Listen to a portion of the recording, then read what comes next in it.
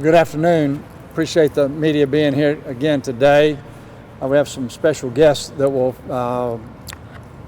do the briefing with me, give their professional opinion on what's going on at their different facilities. But as you know, we've had the first death in Mobile County, and our sympathy and prayers go out to the family and all the loved ones that are impacted by this. You know, it's a very sharp reminder that this is real, it's here, it's deadly, and the advice that's been given does not need to be ignored, and that advice has to do with washing hands, social distancing, and you will hear us say it more and more about stay at home. But it's very, very important that you adhere to those. We know that we have challenging and difficult days ahead of us, but also know that we're doing a whole lot of things to try to protect you. The ongoing process of working with the Infirmary health system to stand up their site at Hillcrest and Hillcrest and Airport Boulevard, that is almost complete, if not complete. And so there'll be more testing that will be done there. While these tests are by appointment only, you don't have to be a patient of the infirmary in order to be able to be tested there.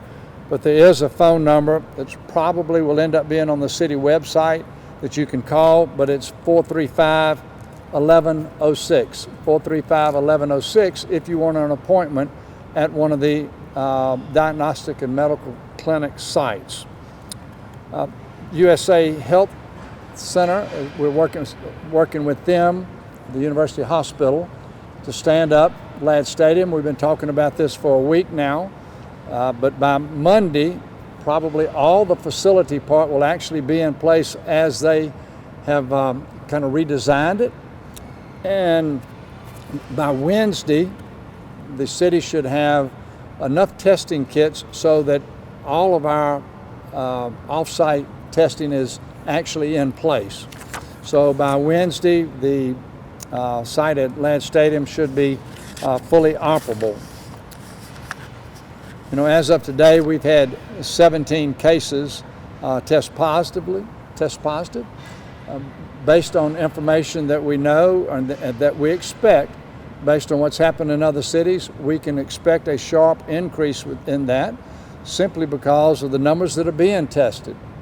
I will remind you, though, that we're really only testing sick people. We're only testing sick people, only those that we really believe have the coronavirus. So it's not completely unexpected that you will start getting a higher return rate on those that are being tested, but still the numbers are going to climb no matter which way that you look at them. Our goal is to stop the virus. And the way we stop the virus is that through the testing, we identify who is sick, we test those and identify those who may become sick. We try to quarantine them, and the others that don't have to be out and about in the community, we're encouraging you to stay home. We continue to repeat this, that there's only so many things that the government can do to protect you, but ultimately your health and your safety has a lot to do with the decisions that you make. We have received the governor's order, the same thing that you've seen. If you haven't seen it, it's on the city website. It's probably multiple places where you can find it. We were aware that she was going to issue that order, and there was, because of that awareness, we realized that since that was going to happen and because we are operating in concert with the governor, you know, we realized that we didn't need to do anything more than that at this point in time. Our city operations will continue. For those businesses that are curious about whether you should continue operating or whether you are one of those that has been exempted, if you are not listed as non-essential, assume that you're essential and continue to work. Now we have Ricardo Woods with us today, the city attorney, who could probably answer more specific questions about the governor's order. So at this time, I'd like to introduce Dr. John Stone with the Providence Hospital. And Dr. Stone, if you can come up and tell the media and the audience what is going on at the Providence Hospital as y'all continue to prepare for the coronavirus.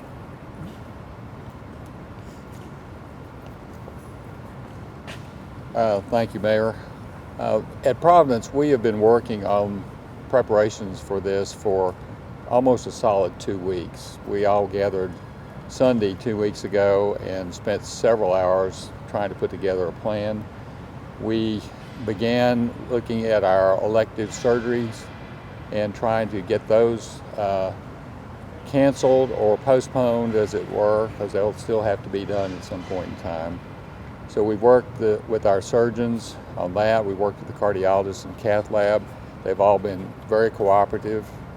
The patients themselves, of course, sometimes drive this because they decide maybe they don't want to come to the hospital under the circumstances. So we've worked on that and made a big dent in that. And one of the big reasons to delay those cases, from our standpoint, is to preserve your personal protective equipment, because as you can imagine, any sort of procedures that are done always use a lot of equipment.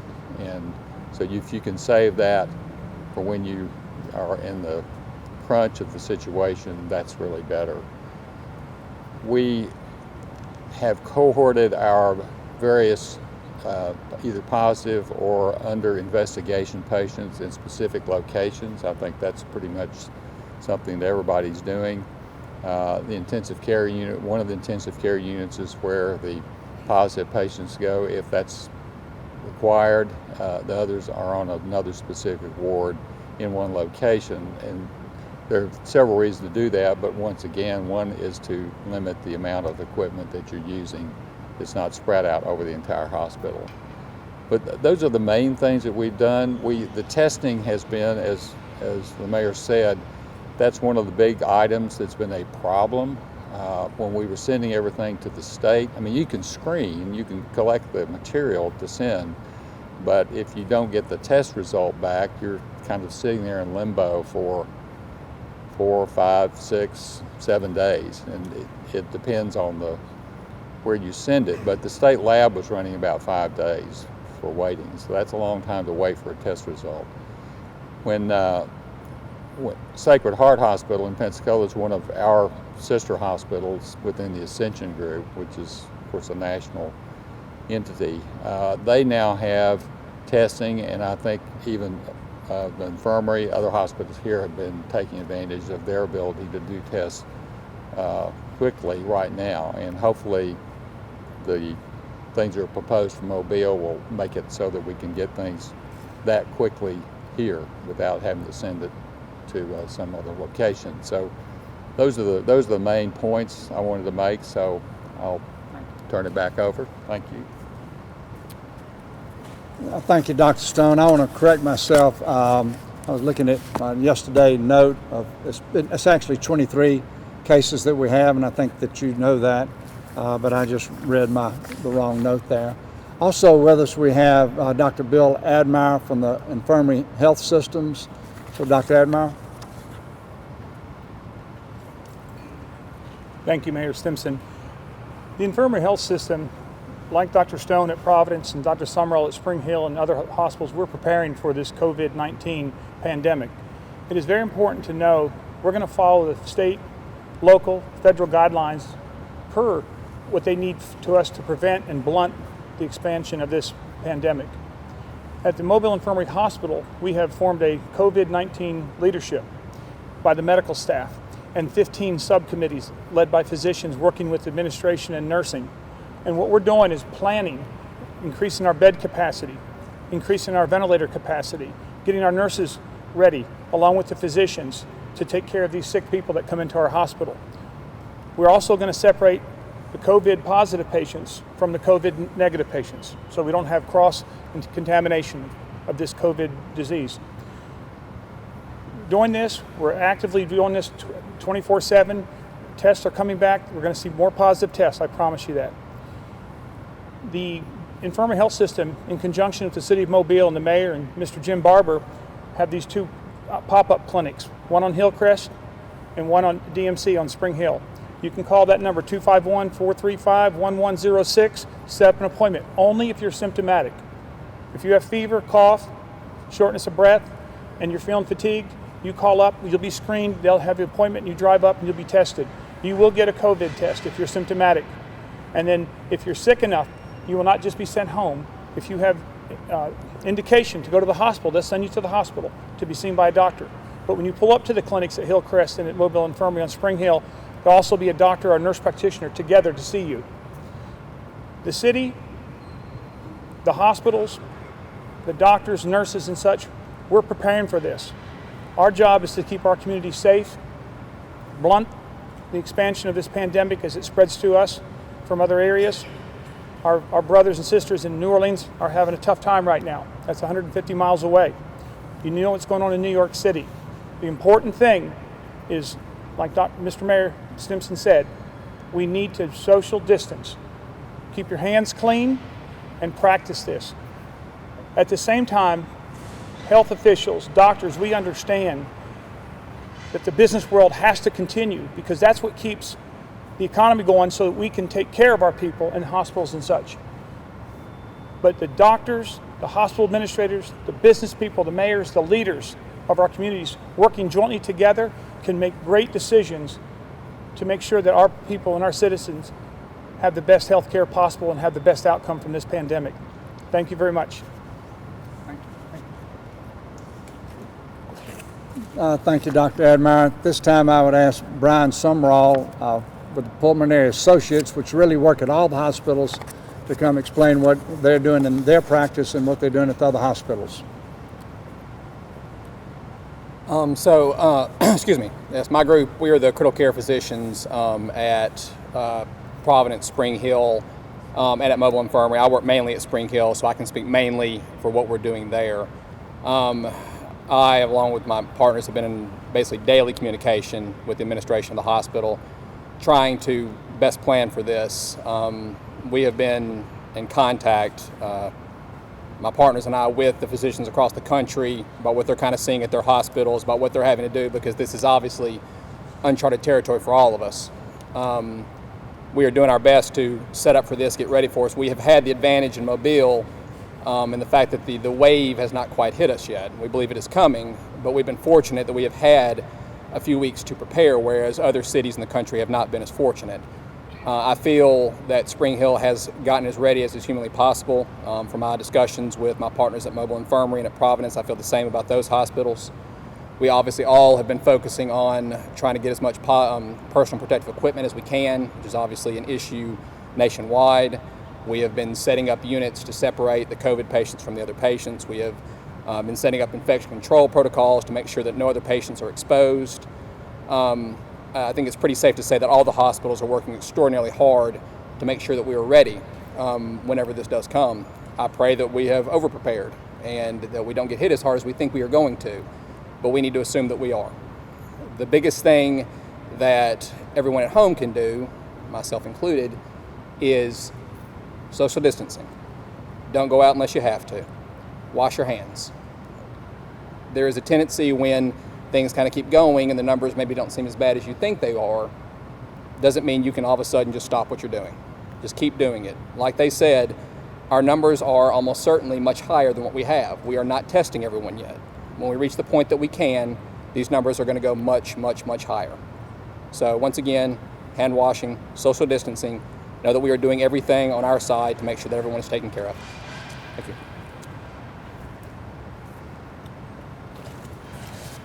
All right, thank you, Dr. Sumrall. So I'm going to end with a story, but before I do that, I would like to open it up for media questions, and I will point to whichever. If you have a specific doctor that you would like to speak to, you can ask the question specifically to him. He will walk up and take your question. So we'll open the floor up for questions. Yes, ma'am. Mayor Stimpson, we're hearing a lot about New Orleans today being kind of a new epicenter, a new hotspot for coronavirus. Today we're also hearing that Florida is putting checkpoints in place to check for people who may be coming from Louisiana. Will Mobile be doing anything? Have you spoken to the governor at all about it? So We are aware of the checkpoints, the limitation of travel back and forth between cities, especially coming in and out of hotspots. I've not actively engaged with the governor to ask if she thinks it's necessary at this time. At some point, we will continue to process that information and make the determination when we think it warrants that. Yeah. But that's a good point. When somebody decides that they want to go to New Orleans and it's a non-essential trip, I would strongly suggest that you not do that. You do not need to travel into any hotspot and then come back home. That's ludicrous. Yep. Do you think that there should be checkpoints put in place? It may come to that. I don't think we're quite there yet. Yep. Keep on. Okay. With the social distancing order in place, are buses going to be making any kind of changes? So on the buses, I think you've already been told that there is a lot of cleaning. 5 to 10 times the amount of the cleaning that's been going on, and there is a request for people to distance themselves on the seats in the bus. Don't be sitting by each other, skip a seat, and those types of things, so that you can get the proper social distancing.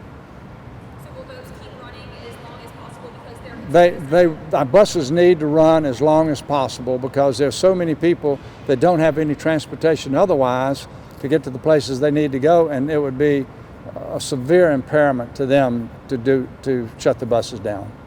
Yeah. Yes.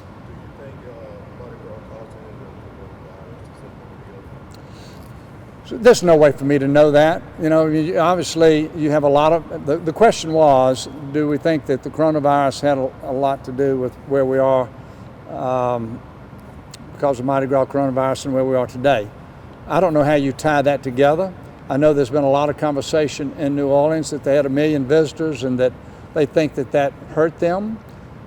Mobile is a little bit different than New Orleans in our Mardi Gras celebrations. We do not have the number of visitors coming to Mobile like they do in New Orleans from different and faraway places. Yep. Dale, you right? You good?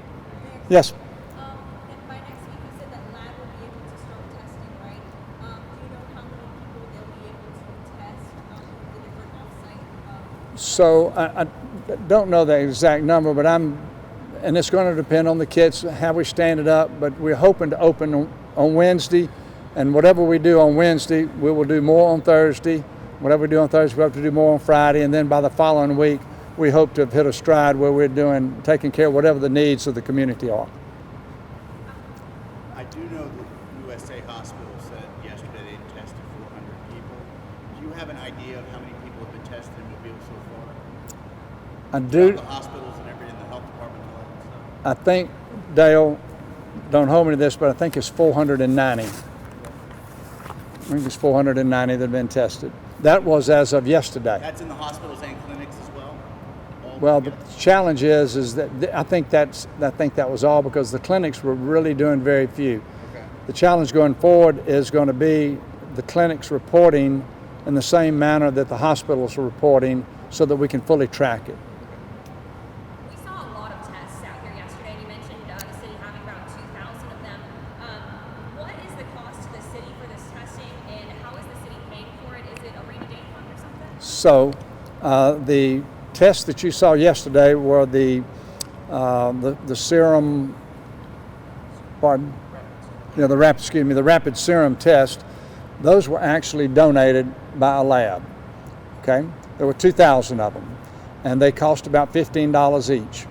Okay, when it comes to the nasal test, the swab test, it's $51 or $52, something in that range. So if you go to any of the providers, my understanding is that they first want to know if you have Blue Cross, if you have health insurance. If you have health insurance, your health insurance will be billed for it. If you don't, then the Mobile County Department of Health is trying to make the determination how will they cover the cost for those that don't have insurance or may not be covered by Medicare or Medicaid. But I do not know exactly how that's going to completely work out at this point in time, but they are trying to make sure that anybody that needs a test, that they'll get the test.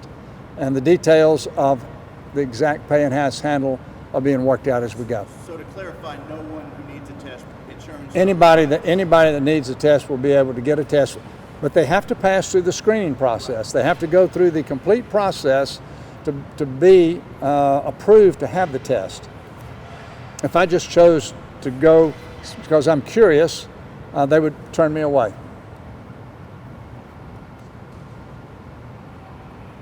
That it? That's the case. So no questions for the doctors. All right. Yesterday y'all gave Dr. Chang a lot of questions, so obviously y'all did a really good job today. Not that he didn't do a good job. But let me show you this. I started off this morning going to Caligag's Printing.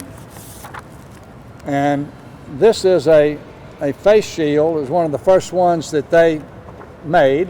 And the way this came about was that Joe Caligag's and his wife were talking about what are they going to do during this pandemic to keep their company running. And they decided they were going to adopt a new slogan for their company, and it was going to be clean up and cross-train. Clean up and cross-train. So they were going to try to take all of their employees, cross-train them, doing something to clean up just to be able to exist so they could keep them on the payroll. Well, then one of the employees saw on the TV that there was a tremendous shortage of the face shields. So he went around and found different things in the back of the shop, this printing shop, and he created one that looked something like this one. And he walked over to the production guys and other guys out there on the floor and said, "Can we build this?" And they kept talking, and they finally said, "We think we can build this." So this morning when we were there, now this started last Thursday, so here we are 8 days later. I'm guessing that by tomorrow they'll be making 5,000 a day. My understanding is that they have an order for each of the hospitals has ordered a number of them, because this is disposable. It's in short supply, just as are the N95 masks and as are the gloves. But there is somebody out there trying to figure, how do they make the mask? How do they make the gloves? How do they make all the protective equipment? And American ingenuity and entrepreneurial spirit are going to do things that have not been done in order to make sure that we address all the issues that we have. Another case in Mobile is that the testing kits. And you've heard us mention the laboratory that is now set up. The equipment came in early this week, and that's why we keep saying that by next Wednesday, we're hoping to be able to test. Well, we start the testing Wednesday. By Friday or the following Monday, we should be able to test anybody that needs to be tested. And the results of the test will be able to be done here in Mobile. We won't have to be sending them to Birmingham, Huntsville, Atlanta, to get the results. All of that is a huge step in the right direction. When you take that the governor had the order to close the public schools Thursday, a week ago, I believe it was, and then with the closing of non-essential businesses, if you think about what's coming, that the real impact of the COVID is not here. Hopefully we are a little bit ahead of the curve. We've had some time to plan. Unlike New Orleans, where it's on them full force. They didn't have the testing kits. They didn't have somebody making these. So as the doctors have all told you, at every hospital, every healthcare person is trying to determine a way to make sure that you get the best possible care, and that we, in collaboration with them, are working to try to protect you so that when all this is all said and done, if you visualize that what's been told to us, that you want to categorize the COVID pandemic as a Category 5 hurricane that's just looming out there in the Gulf. What we're hoping and what they're hoping is that in the city of Mobile, it's going to be a 2 or a 3. And if we do the things that we've asked you to do, we're going to be a whole lot better off, and we'll be able to say we kept that Category 5 offshore, and that's what we're asking you to do. So thank you very much for being here, and we will have another briefing, George. We'll have another briefing Monday, unless there's something that occurs and there's I'm not sure it will be here, but if we have to communicate with you over the weekend, we will reach out to you. So thank you very much.